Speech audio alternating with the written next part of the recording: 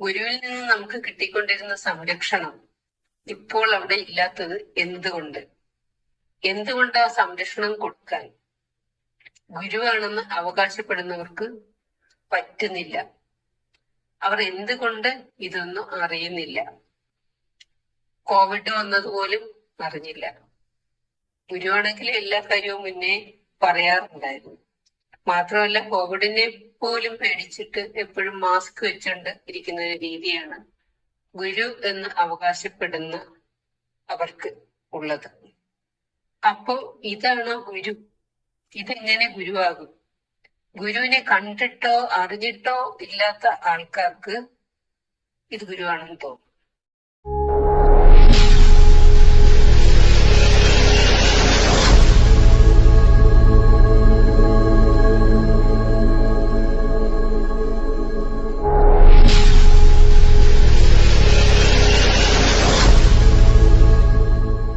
സദ്വേഷണം. ഇന്നത്തെ വീഡിയോ എന്ന് പറഞ്ഞാൽ ബ്രഹ്മശ്രീ കരുണാകര ഗുരുവിൻ്റെ ഉത്തമ ഭക്തരും ശിഷ്യരുമായ 3 ആത്മബന്ധുക്കളുടെ ഗുരുവോടത്ത അനുഭവം പങ്കുവെക്കുന്ന ശബ്ദശകലങ്ങളാണ്. അപ്പോൾ ആ ഓഡിയോ എല്ലാവരും അറിവിലേക്കായിട്ട് ഞാൻ ഇവിടെ സമർപ്പിക്കുകയാണ്. കേൾക്കുക. സദ്വേഷണം. സദ്ഗുരുവേശ്വരണം. നമ്മൾ എല്ലാവരും തന്നെ ഒരു ഭൗതിക ശരീരത്തിലുണ്ടായപ്പോൾ ഇരുന്നപ്പോൾ ആശ്രമത്തിലെത്തിയവരാണ്. അപ്പം നമ്മൾ ഗുരു ആശ്രമം എങ്ങനെ നയിച്ചു, ഗുരുവിന്റെ ആശയങ്ങൾ എങ്ങനെ പരമ്പരയിലേക്ക് പകർന്നു, ഗുരു എന്തെല്ലാം കാര്യങ്ങൾ നമ്മൾക്ക് വേണ്ടി ചെയ്തു തന്നു, നമ്മൾ എന്തൊക്കെ സൂക്ഷിക്കണം എന്ന് പറഞ്ഞിരുന്നു, എന്താണ് ഇപ്പോൾ ആശ്രമത്തിൽ നടക്കുന്ന അപജയങ്ങളും, ഗുരു ഭൗതിക ശരീരത്തിൽ ഉണ്ടായിരുന്നപ്പോൾ ഉണ്ടായിരുന്ന നല്ല ആശയങ്ങളെ പറ്റിയും ഉള്ള രണ്ടുപേർക്കുമുള്ള ഓരോ അഭിപ്രായങ്ങള് അതേപറ്റി ഒന്ന് പറഞ്ഞാൽ നമുക്ക് നമ്മുടെ പുതിയ തലമുറകൾക്കും അതുപോലെ തന്നെ പരമ്പരയിൽ പഴയതെല്ലാം മറന്ന് പുതിയ ഒരിത് കൊണ്ടുവരുന്നതിനെ പറ്റിയും ഒക്കെ നിൽക്കുന്ന ആൾക്കാർക്ക് അതിലെ തെറ്റുകുറ്റങ്ങൾ എന്തൊക്കെയാണ് എന്നുള്ളത് ഇപ്പൊ ഒരു ഉദാഹരണം പറഞ്ഞാൽ ഒരുപാട് ചെറുപ്പക്കാര് നമ്മുടെ വിശ്വാസികൾ പെട്ടെന്ന് മരിക്കുന്നതായിട്ട് ആക്സിഡന്റൽ ഡെത്ത് ആയാലും അല്ലാതെ ആയാലും ഒക്കെ കാണുന്നുണ്ട്. അങ്ങനെയൊക്കെയുള്ള ഒരുപാട് അപജയങ്ങൾ, അതേ കണക്കാണ് ഡിവോഴ്സുകൾ മുമ്പ് എങ്ങനെയായിരുന്നു, പക്ഷെ ഇത് എങ്ങനെയൊക്കെയുള്ള കുറെ കാര്യങ്ങൾ നമുക്കിവിടെ ഡിസ്കസ് ചെയ്താൽ കൊള്ളാം എന്ന് തോന്നുന്നു. സദ്ഗുരുവേശ്വരണം. സദ്ഗുരുവേശ്വരണം ഈ ചോദ്യത്തിൽ വിശദമായി പറയാനുള്ള പല കാര്യങ്ങളും ഉൾപ്പെട്ടിട്ടുണ്ട്. ആദ്യമായി മരണത്തെക്കുറിച്ച് പറഞ്ഞ കാര്യത്തെക്കുറിച്ച് പറയാമെന്ന് വിചാരിക്കുന്നു. അതായത് ഒരു ശരീരത്തിലിരിക്കുമ്പോൾ ശരിക്കും നമ്മൾ അനുഭവിച്ച ഒരു പ്രൊട്ടക്ഷൻ ആശ്രമത്തിനകത്ത് തന്നെ ഒരാൾ സംസാരിക്കുമ്പോൾ ഞാൻ കേട്ടിട്ടുണ്ട്, നമ്മുടെ ജീവിതം എന്ന് പറയുന്നത് LICയുടെ ലോഗോ പോലെയാണ്. ഗുരുവിന്റെ 2 കൈകൾക്കകത്താണ് നമ്മുടെ ജീവിതം ഇരിക്കുന്നത്. ഗുരു നമ്മളെ പ്രൊട്ടക്ട് ചെയ്തിരിക്കുകയാണ്. മരണം എന്ന് പറയുന്നത് ഒരു സ്വാഭാവികമായ കാര്യമാണ്. ജനിക്കുന്ന എല്ലാവരും മരിച്ചേ പറ്റൂ. പക്ഷെ എങ്ങനെ മരിക്കുന്നു എന്നതിന് ഒരു രീതിയും. ഗുരു ഒരു അപകട മരണം ആർക്കും സംഭവിച്ചിട്ടുണ്ടായിരുന്നില്ല. ഗുരു ശരീരത്തിലിരിക്കുന്ന സമയത്ത് ഒരാളിനൊരു അപകടം ഉണ്ടാകാനുള്ള സാധ്യത ഉണ്ടെന്നുണ്ടെങ്കിൽ അതിൽ നിന്ന് ആളിനെ മാറ്റാൻ വേണ്ടി ഗുരു പലപ്പോഴും ആ ആളെ വെച്ച് വീട്ടിൽ നിന്ന് വരെ വരുത്തി ആശ്രമത്തിൽ നിർത്തുകയോ അല്ലെങ്കിൽ ഇന്ന സ്ഥലത്ത് പോകരുതെന്ന് പറയുകയോ ഒക്കെ ചെയ്തിട്ടുണ്ട്.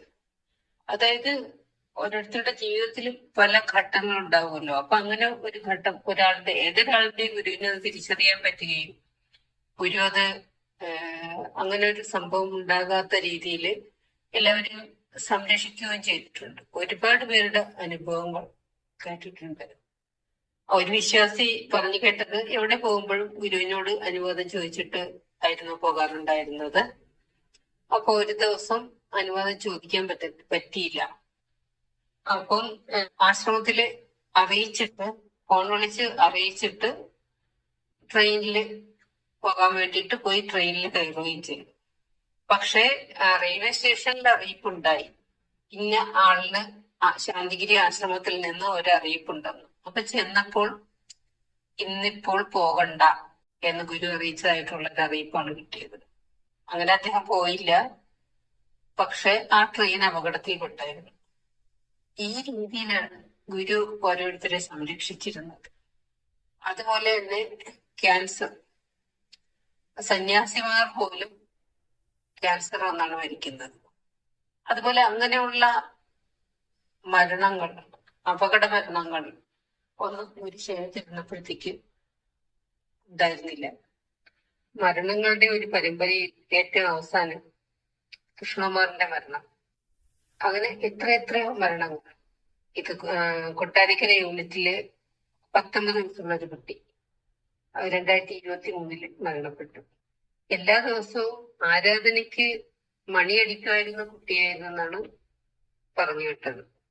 അതുപോലെ കൃഷ്ണകുമാർ എല്ലാ ദിവസവും ആരാധനയിൽ പങ്കെടുക്കുന്നതായിരുന്നു. ഇതുപോലെ എത്ര മരണങ്ങൾ. കോഴിക്കോട് 2 പേര് മരിച്ചു. എല്ലാം ചെറുപ്പക്കാരുടെ മരണത്തിന്റെ കാര്യമാണ് ഈ പറയുന്നത്. ഒരു ശരീരത്തിൽ നിന്നപ്പോൾ വേറൊരു കാര്യം എന്ന് പറയുന്നത്, ഒരാളിന് ആയുസിന്റെ കുറവുണ്ടെങ്കിൽ ഗുരു അത് വീട്ടുകാരോട് നേരത്തെ പറയാറുണ്ടായിരുന്നു. അപ്പൊ ശരിക്കും ഒരു മരണം, പെട്ടെന്നുള്ള ഒരു മരണം കൊണ്ടുള്ള ഒരു ഞെട്ടൽ വീട്ടുകാർക്ക് ഉണ്ടാകത്തില്ല. അതായത് അതിന്റെ കാരണം കൂടി ഗുരു പറഞ്ഞു കൊടുക്കുമായിരുന്നു. അപ്പൊ ആ കാരണം ഗുരുവിൽ നിന്ന് മനസ്സിലായി കഴിയുമ്പോൾ അത് അംഗീകരിച്ച് മുന്നോട്ട് പോകാനും വീട്ടുകാർക്കും സാധിക്കും. ആ ജീവന് വേണ്ടത് ചെയ്യാനും വീട്ടുകാർക്ക് സാധിക്കും. ഇത് അങ്ങനെയല്ല. ഏറ്റവും കൂടുതൽ ആശ്രമമായിട്ട് അടുത്ത് നിൽക്കുന്ന ആൾക്കാർക്കാണ് ഇതുപോലുള്ള കാര്യങ്ങൾ സംഭവിച്ചുകൊണ്ടിരിക്കുന്നത്.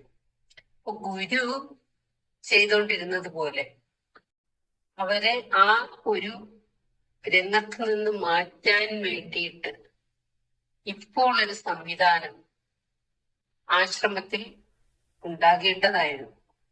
എന്തുകൊണ്ടില്ല? ഇപ്പോൾ അവിടെ ഒരു ഗുരു ഉണ്ടെന്ന് പറയുന്ന ആൾക്കാർ എന്തുകൊണ്ട് ഇത് മനസ്സിലാക്കുന്നില്ല?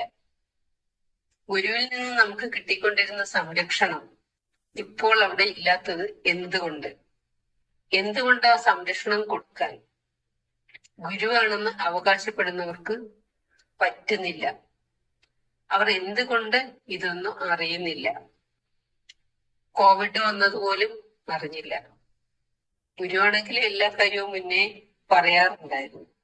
മാത്രമല്ല, കോവിഡിനെ പോലും പേടിച്ചിട്ട് എപ്പോഴും മാസ്ക് വെച്ചുകൊണ്ട് ഇരിക്കുന്ന ഒരു രീതിയാണ് ഗുരു എന്ന് അവകാശപ്പെടുന്ന അവർക്ക് ഉള്ളത്. അപ്പോ ഇതാണോ ഗുരു? ഇതെങ്ങനെ ഗുരുവാകും? ഗുരുവിനെ കണ്ടിട്ടോ അറിഞ്ഞിട്ടോ ഇല്ലാത്ത ആൾക്കാർക്ക് ഇത് ഗുരുവാണെന്ന് തോന്നും.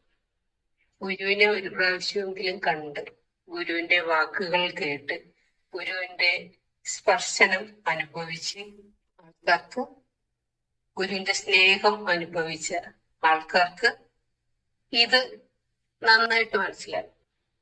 പല കുടുംബങ്ങൾക്കും അവരവരുടെ വേണ്ടപ്പെട്ടവർക്ക് അപമൃത്യു ഉണ്ടായിട്ട് പോലും ഇതെന്തുകൊണ്ട് എന്ന ചോദ്യം മനസ്സിൽ ഉദിക്കുന്നില്ല.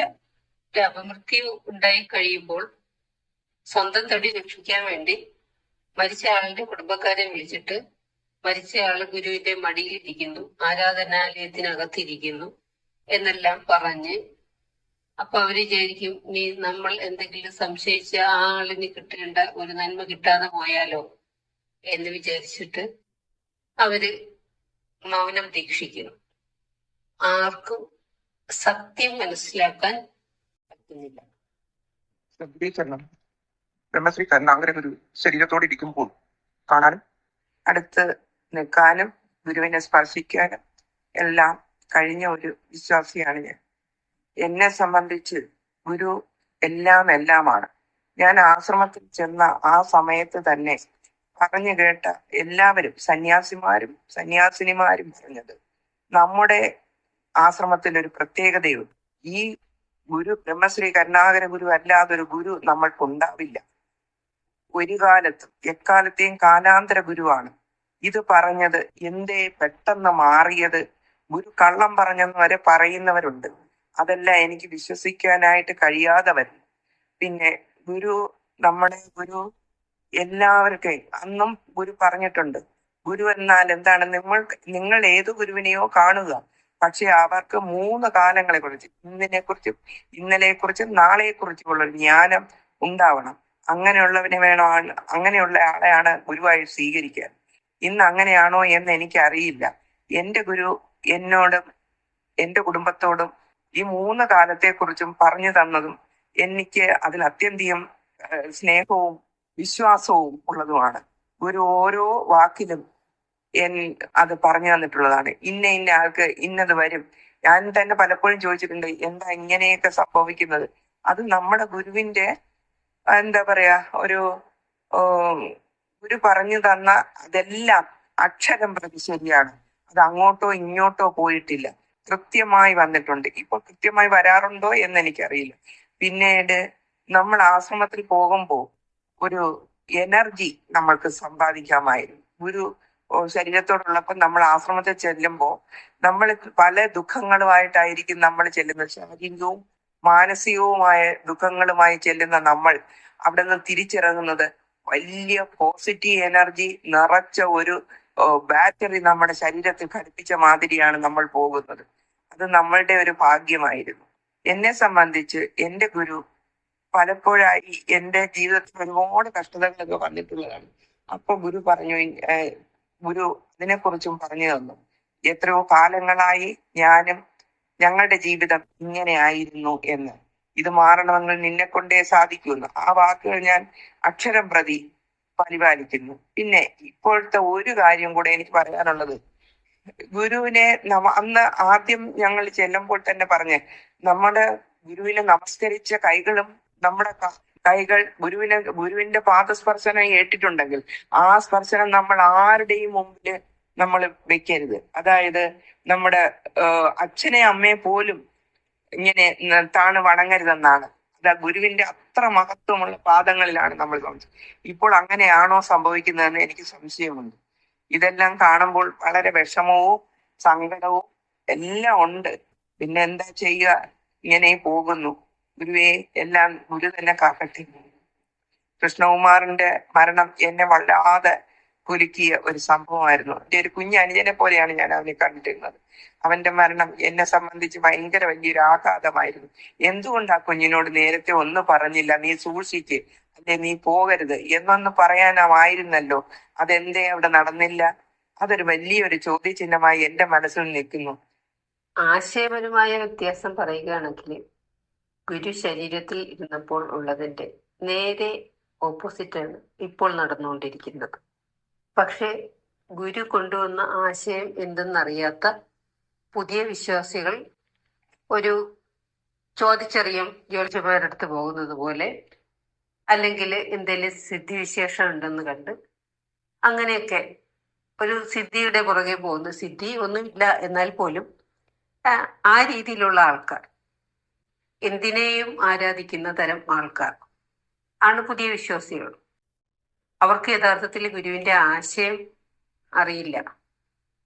അതുകൊണ്ട് ആശയത്തിന് എന്ത് തെറ്റാണ് സംഭവിച്ചിരിക്കുന്നതെന്നും ആശയത്തെ എങ്ങനെയാണ് തെറ്റിച്ചിരിക്കുന്നതെന്നും പുതിയ വിശ്വാസികൾക്ക് അറിയില്ല. പക്ഷെ ആശയത്തിൽ ആകൃഷ്ടരായി വന്നവരുണ്ട്. ഗുരു ആദിസങ്കല്പത്തിൽ ലയിച്ചതിന് ശേഷവും അവരെല്ലാം ഇപ്പോഴും ആ ആശയത്തിൽ അധിഷ്ഠിതമായി നിൽക്കുന്നവരാണ്.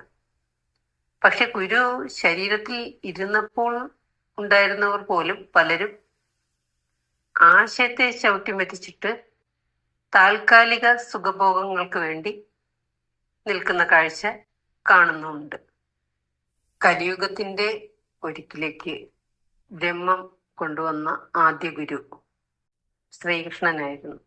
ഈ കലിയുഗം തുടങ്ങുന്നതിന് തൊട്ട് മുന്നേ ദ്വാപരയുഗത്തിന്റെ അവസാനത്തിലാണ് ശ്രീകൃഷ്ണൻ ജനിച്ചത്. ജന്മനാജ്ഞാനിയായ ശ്രീകൃഷ്ണൻ 8ാമത്തെ അവസ്ഥയിലാണ് ജനിക്കുന്നത്. ശ്രീകൃഷ്ണൻ സർവധർമാൻ പരിത്യജ്യ മാമേകം ശരണം വ്രജ എന്ന് പറഞ്ഞ ആചാര്യനാണ്. അതായത് മറ്റെല്ലാം വിട്ടിട്ട് എന്നെ മാത്രം ശരണം പ്രാപിക്കും. അതായത് ശ്രീകൃഷ്ണൻ പറഞ്ഞത്, ദേവനെ ആരാധിക്കുന്നവൻ ദേവനിലും പിതൃവിനെ ആരാധിക്കുന്നവൻ പിതൃവിലും മറ്റ് പൈശാചിക ശക്തികളെ ആരാധിക്കുന്നവർ അതിലും ചെന്നെത്തി നിൽക്കും എന്നുള്ള കാര്യമാണ്. നമ്മുടെ ആശ്രമത്തിലും ഗുരു ഏകദൈവ വിശ്വാസത്തെക്കുറിച്ചാണ് നമുക്ക് ആദ്യമായി പഠിപ്പിച്ചു തന്നു. എന്നാൽ ആശ്രമം ഭരിക്കുന്നവർ പല പല ആരാധനാലയങ്ങളിൽ പോയി ഏറ്റവും താഴേക്കിടയിലുള്ളതും അങ്ങനെ അല്ലാതെ ഉള്ളതും ആയ എന്തുകൊണ്ടും നമ്മുടെ ആരാധനാ രീതിക്ക് തികച്ചും താഴെയുള്ള ആരാധനാമൂർത്തികളെ ആരാധിക്കുന്ന കാഴ്ചകൾ അല്ലെങ്കിൽ അവിടെ പ്രതിഷ്ഠയ്ക്ക് പോകുന്ന കാഴ്ചകൾ കാണുമ്പോൾ ഉണ്ടായ ഞെട്ടൽ പറഞ്ഞറിയിക്കാൻ സാധിക്കും. എന്തിന് ജനിച്ചു, എന്തിന് ജീവിക്കുന്നു, എന്തിന് മരിക്കുന്നു, ഈ ജന്മം കൊണ്ട് നമുക്ക് എന്ത് നേടാൻ സാധിക്കും, അതെല്ലാമാണ് ഗുരു നമ്മെ പഠിപ്പിച്ചത്. എന്ത് നേടാൻ സാധിക്കും എന്ന് പറയുമ്പോൾ ഭൗതിക സുഖമല്ല. നമ്മുടെ ജീവൻ ഒരു താൽക്കാലിക വസ്ത്രമായ ഈ ശരീരത്തിൽ ഇരുന്നു കൊണ്ട് ഈ ജീവനെ എത്രത്തോളം ഉയർത്താൻ പറ്റും, അതിനു വേണ്ടിയാണ് നമ്മൾ ജനിച്ചിരിക്കുന്നത് എന്നുള്ള സത്യം ഗുരു നമുക്ക് പഠിപ്പിച്ചു തന്നു. കലിയുഗം ചീത്തയാണ് എന്ന് കേട്ട് വളർന്ന നമുക്ക് കലിയുഗം ഏറ്റവും നല്ലതാണ് എന്ന് ഗുരു പറഞ്ഞിരുന്നു. കലിയുഗത്തിൽ മാത്രമേ വന്നുപോയ തെറ്റുകൾ തിരുത്താൻ കലിയുഗത്തിൽ മാത്രമേ സാധിക്കുകയുള്ളൂ. മറ്റെല്ലാ യുഗങ്ങളും നടന്നു പോയിക്കൊണ്ടിരിക്കുന്ന അതേ രീതിയിൽ തന്നെ പോകും. തെറ്റ് തിരുത്താൻ കലിയുഗത്തിൽ മാത്രമേ സാധിക്കത്തുള്ളൂ. കാലങ്ങളിൽ നല്ലത് കലിയാണ് എന്ന് ഗുരു നമുക്ക് പഠിപ്പിച്ചു തന്നു. നമ്മുടെ ജീവൻ ഈ ലോകത്ത് ജീവിക്കുന്നതിനേക്കാൾ എത്രയോ അധികം കാലം പിതൃലോകത്താണ് ജീവിക്കുന്നത്. മരിച്ചു കഴിഞ്ഞാൽ പിതൃലോകത്ത് വീണ്ടും ഒരു ജന്മം കിട്ടാൻ വേണ്ടി കാത്തു നിൽക്കുമായിരിക്കുന്നു. ഈ കലിയുഗത്തിൽ ഒരു ജന്മം കിട്ടാനായിട്ട് ദേവീദേവന്മാർ, ഋഷിമാർ, സന്യാസിമാർ എല്ലാവരും ആഗ്രഹിച്ചു നിൽക്കുമ്പോഴാണ് നമുക്ക് ഈ കലിയുഗത്തിൽ ഒരു ജന്മം, അതും ഇന്ത്യയിൽ, അതും ഗുരുവിനോടൊത്ത് ജീവിക്കാനുള്ള അവസരം കിട്ടിയത്. നമ്മുടെ ഏറ്റവും വലിയ ഭാഗ്യമാണത്. ഇതറിയാതെ എന്നാൽ ആശ്രമം ഭരിക്കുന്നവർക്ക് പുനർജന്മം ഉണ്ടോ ഇല്ലയോ എന്ന് പോലും തിട്ടമില്ല. ഒരു അഭിമുഖത്തിൽ ഞാൻ കേട്ടതാണ്, പുനർജന്മം ഉണ്ട് എന്നും ഇല്ല എന്നും രണ്ട് അഭിപ്രായം ഉണ്ടെന്ന്. ശാന്തിഗിരി ആശ്രമത്തെ പ്രതിനിധീകരിച്ച് സംസാരിക്കുന്ന ഒരാളിന് പുനർജന്മം ഉണ്ടോ ഇല്ലയോ എന്ന് സംശയം വരേണ്ട കാര്യമില്ല. ഗുരു പറഞ്ഞിരിക്കുന്ന കാര്യങ്ങൾ എത്രത്തോളം മനസ്സിലാക്കിയിട്ടുണ്ട്, എത്രത്തോളം അറിഞ്ഞിട്ടുണ്ട് എന്നുള്ളത് ആ ഒരു സെന്റൻസിൽ നിന്ന് തന്നെ മനസ്സിലാകും. ഏകദൈവ ആരാധനയും ജനനം മുതൽ മരണം വരെയുള്ള സൂക്ഷിപ്പും. ജനനം മുതൽ എന്ന് പറയുമ്പോൾ നമുക്ക് അറിഞ്ഞുകൂടാത്ത പ്രായത്തില് നമ്മുടെ അച്ഛനും അമ്മയും സൂക്ഷിക്കും. അറിവ് വെച്ച് കഴിയുമ്പോൾ എന്തൊക്കെയാണ് സൂക്ഷിക്കേണ്ടതെന്ന് ഗുരു പറഞ്ഞു തരും. അതുപോലെ സൂക്ഷിപ്പോടുകൂടി ജീവിക്കും. അതെല്ലാം ഗുരു നമുക്ക് പറഞ്ഞ് പഠിപ്പിച്ചു തന്നിട്ടുള്ളതാണ്. ഒരു പെൺകുട്ടിയെ അനസൂയയോളം എങ്കിലും ഉയരത്തക്ക രീതിയിൽ വളർത്തണം. ഒരു പെൺകുട്ടിയെ എന്ന് പറയുമ്പോൾ ഒരു പെൺകുട്ടിയെ മാത്രമല്ല, ഓരോ പെൺകുട്ടിയെയും അച്ഛനമ്മമാർ അവരവരുടെ പെൺമക്കളെ അനസൂയയോളം എങ്കിലും ഉയരത്തക്ക രീതിയിൽ വളർത്തണം എന്നാണ് ഗുരു പറഞ്ഞിരുന്നത്. അനസൂയ എന്നത് അത്രി മഹർഷിയുടെ ഭാര്യയാണ്. മൂർത്തികളുടെ ഭാര്യമാരായ സരസ്വതി, ലക്ഷ്മി, പാർവതി എന്നിവരെക്കാളും ഉയരത്തിലാണ് അനസൂയയുടെ സ്ഥാനം. അത്രയും ഉയരത്തിൽ പെൺകുട്ടികളെ വളർത്തിയെടുക്കണം എന്നാണ് ഗുരു പറഞ്ഞിരുന്നത്. ഇപ്പോൾ ആശ്രമത്തിലെ ശാന്തിഗിരി പരമ്പരയിലെ പെൺകുട്ടികൾ ഏത് രീതിയിലാണ് വളരുന്നത്, അവിടുത്തെ സന്യാസിനിമാർ എങ്ങനെയാണ് ജീവിക്കുന്നത് എന്ന് നോക്കുമ്പോൾ തന്നെ ഗുരു ശരീരത്തിലിരുന്ന കാലത്തുള്ളതും ഇപ്പോഴുള്ളതുമായ വ്യത്യാസം മനസ്സിലാകും. സൂക്ഷിപ്പ് പെൺകുട്ടികൾക്ക് മാത്രമല്ല ആൺകുട്ടികൾക്കും ഗുരു പറഞ്ഞിരുന്നു. ബ്രഹ്മചര്യം അതിൽ ഏറ്റവും പ്രധാനമായിരുന്നു. ഇപ്പോൾ എങ്ങനെ എന്ന് നോക്കിയാൽ ഒരു ശരീരത്ത് ഇരുന്നപ്പോൾ എങ്ങനെയായിരുന്നു, ഇപ്പോൾ എങ്ങനെയാണ് എന്നതിന്റെ വ്യത്യാസം മനസ്സിലാകും. വിശദമായി പറയുകയാണെങ്കിൽ വളരെ കൂടുതലുണ്ട് പറയാൻ. അതെല്ലാം പിന്നീടൊരിക്കൽ പറയാം.